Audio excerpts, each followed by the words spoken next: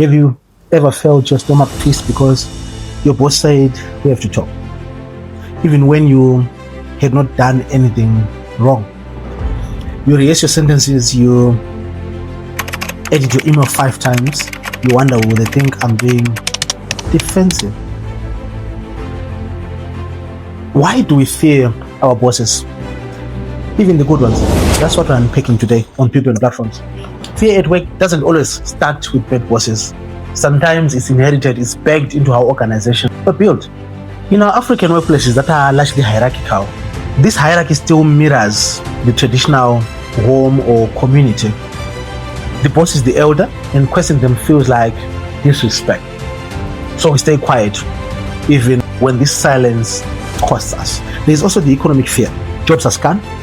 One wrong word, one misunderstood email, and you could lose your income, your stability, your livelihood. And then there's the memory of harm. Somewhere along our career, we've had that manager, that one who embarrassed us in front of others, who used power for punishment with big hulking rotate. And now even in safer spaces, that shadow lingers. So no, it's not just in your head, yeah? It's in our system. But it's important to understand how this fear shows up quietly. You overthink a message before sending it. You add unnecessary kind regards and smiley faces hoping not to come across as rude. You agree in meetings even when you disagree inside. You avoid asking questions that might expose you to judgment. You prepare 5 backups for one idea because you're not sure which one the boss might like or approve. This fear kills creativity. No one wants to share an unpolished idea if the cost is going to be their credibility. So innovation dies not from lack of talent, but from lack of safety. Have you ever watched an employee tremble while asking for leave? It could be you. Not because you were wrong to ask, but because your last boss made you feel guilty for needing rest. That's what fear does. It conditions us to shrink. If you're an employee listening to this, here's something I've learned. You can't always remove fear. You can regain power eventually. Start by separating respect from fear. You can respect someone's authority without surrendering your voice. Document your work, not for defense, but for confidence, for purpose. It reminds you that your contribution, it matters. And when you seek feedback, ask open questions. Is there anything I could do differently? Instead of, did I do something wrong? The first one invites growth. The other one definitely invites judgment. And judge they will. And lastly, humanize the hierarchy. Say hello. Share something small. Sometimes a 30-second genuine conversation reminds both sides that you're 2 people, not a superior and a subordinate locked in some kind of tension.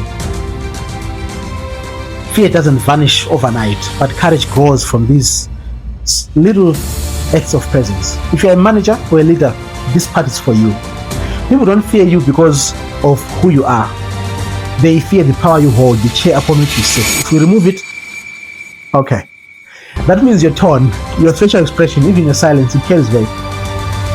A single offhand comment, it can echo for weeks, if not years. Leadership isn't about proving authority every day. It's about creating an environment where people can disagree without being punished for it. I say, psychological safety is not just a buzzword, yeah? It's oxygen for innovation.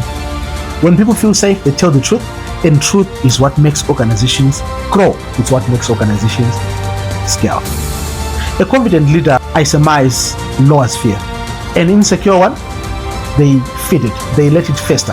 And the twist is, fear might make people obey, but it never makes them believe, unfortunately. So if your team moves only when you walk into the room, you're not leading, you're managing through fear. And that's exhausting for everyone. The future of work in Africa will belong to those leaders who make people feel safe enough to think, to question, and to go, even if it means they question them. Because progress doesn't come from compliance, it comes from courage. The courage to ask the right questions, to push back gently. So to every employee listening, you are not small because you feel nervous around authority, because that's normal, that's natural. You are human.